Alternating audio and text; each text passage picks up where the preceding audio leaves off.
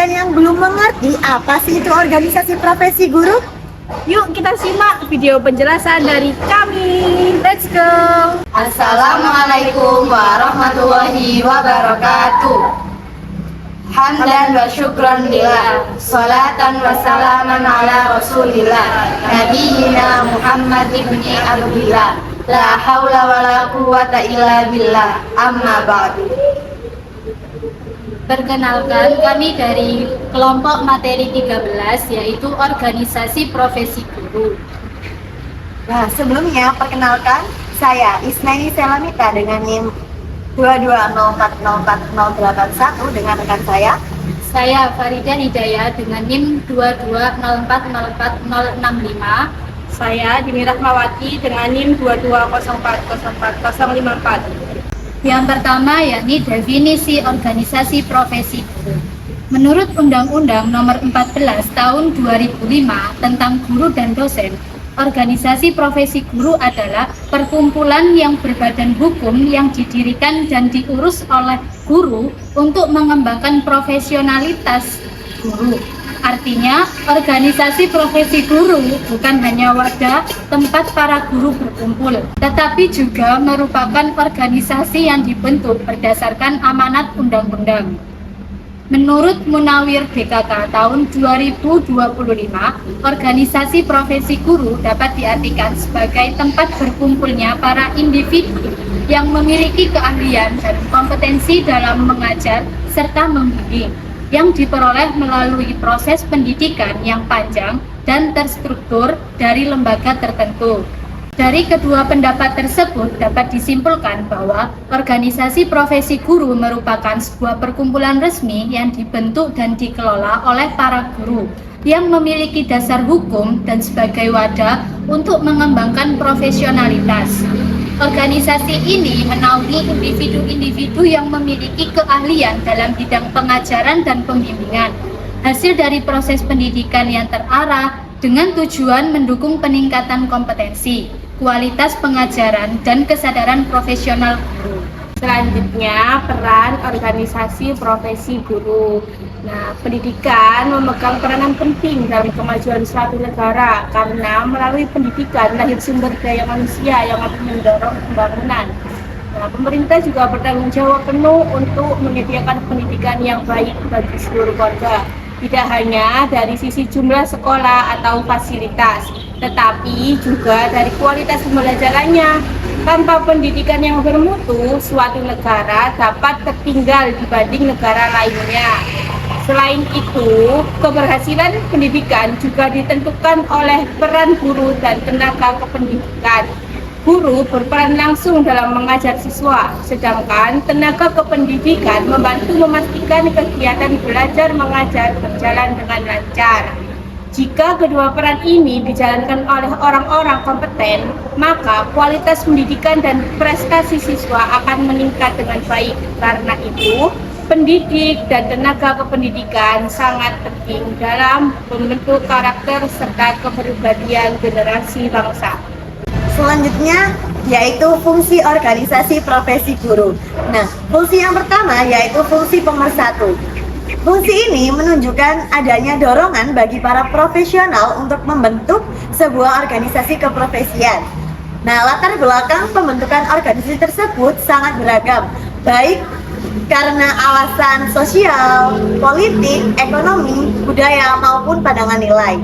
Namun, secara umum, ada dua jenis motivasi utama, yakni motivasi intrinsik dan ekstrinsik. Secara intrinsik, para profesional terdorong untuk memperoleh kehidupan yang layak sesuai dengan tugas profesinya dan untuk menjalankan tanggung jawab tersebut secara optimal. Sedangkan secara ekstrinsik, terbentuknya organisasi dipicu oleh tuntutan masyarakat sebagai pengguna layanan profesional yang semakin beragam dan kompleks. Nah, dengan adanya kedua jenis motivasi ini merupakan tantangan bagi perkembangan suatu profesi. Nah, adanya kesadaran inilah yang pada akhirnya mendorong para profesional membentuk organisasi profesi.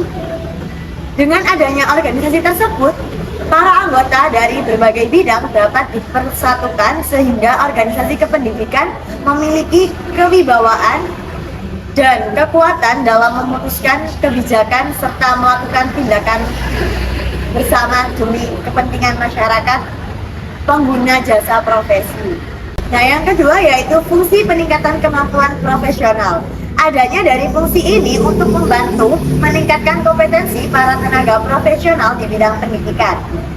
Penegasan mengenai fungsi ini tercantum dalam PP nomor 38 tahun 1992 pasal 61 yang menyatakan bahwa tenaga kependidikan dapat membentuk ikatan profesi sebagai wadah untuk meningkatkan dan mengembangkan karir, kemampuan, kewenangan profesional, martabat, dan kesejahteraan kependidikan. Selain itu, di dalam UU SPN tahun 1989 pada pasal 31 ayat 4 juga ditegaskan bahwa tenaga kependidikan berkewajiban untuk berusaha mengembangkan kemampuan profesionalnya sesuai dengan perkembangan tuntutan ilmu pengetahuan dan teknologi serta pembangunan bangsa. Kemampuan yang dimaksudkan merujuk pada kompetensi, yang dimana kompetensi sendiri merupakan kecakapan atau kemampuan mengerjakan kependidikan. Peningkatan kemampuan profesional ini juga berkaitan dengan kurikulum 1994 dan dapat dilaksanakan melalui dua jenis program, di antaranya yaitu program terstruktur dan program tidak terstruktur. Nah, pada program terstruktur, program ini meliputi program yang dirancang dengan sistematis, memiliki materi dan hasil pembelajaran yang dapat diakui secara akademik dalam bentuk SKS. Sedangkan program tidak terstruktur, yaitu program pembinaan dan pengembangan tenaga kependidikan yang disesuaikan dengan kebutuhan tertentu yang berdasarkan perkembangan waktu dan lingkungan. Nah, yang termasuk dalam program ini seperti penataran tingkat nasional dan wilayah, supervisi oleh pejabat terkait, kemudian pembinaan sejawat, serta pengembangan diri secara individual. Selanjutnya, organisasi profesi guru yang ada di Indonesia. Yang pertama yaitu ada PGRI, yaitu Persatuan Guru Republik Indonesia, yang disingkat PGRI. Adalah organisasi di Indonesia yang anggotanya berprofesi sebagai guru. PGRI lahir pada 25 November 1945 setelah 100 hari kemerdekaannya Indonesia. Nah, sebelumnya jika organisasi ini didirikan dengan semangat perjuangan para guru pribumi pada zaman Belanda pada tahun 1912 dengan nama Persatuan Guru Hindia Belanda yang disingkat dengan PGHB. Yang kedua ada IGI. IGI merupakan akronim dari Ikatan Guru Indonesia. Ikatan Guru Indonesia merupakan suatu organisasi yang beranggotakan guru, dosen, dan pemerhati pendidikan yang ada di Indonesia. Lembaga ini didirikan pada tanggal 26 November 2009 dan disahkan oleh Kementerian Hukum dan HAM dengan surat keputusan nomor AHU strip 125.AH.01.06 tahun 2009. Visi dari Ikatan Guru Indonesia yaitu untuk menjadi organisasi profesi guru yang mandiri, profesional, inklusif, berwawasan global, dan mencerdaskan.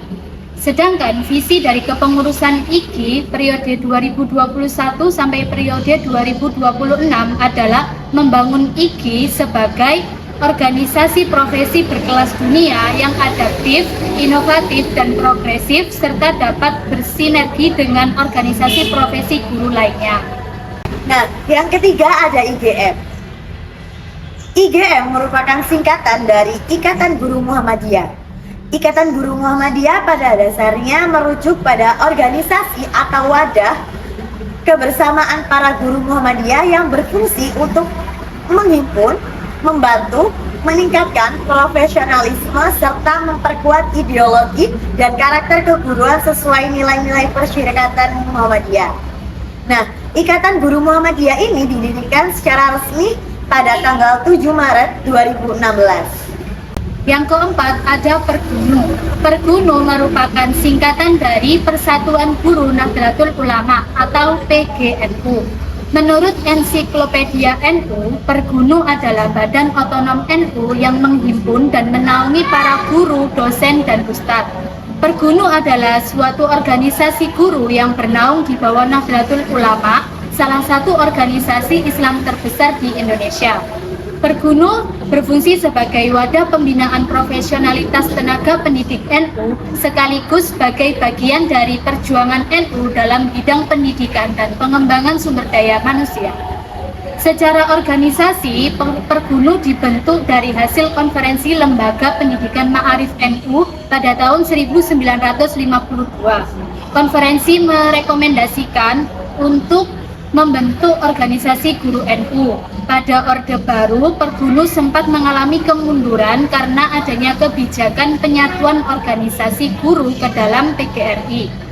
Pergunu kembali diaktifkan pada masa reformasi dan ditetapkan sebagai Badan Otonom NU pada Muktamar NU 2010 di Makassar. Sekian pemaparan materi dari kelompok kami. Kurang lebihnya mohon maaf. Terima kasih. Nun wal qalami wa ma yasturun. Assalamualaikum warahmatullahi wabarakatuh. Dadah.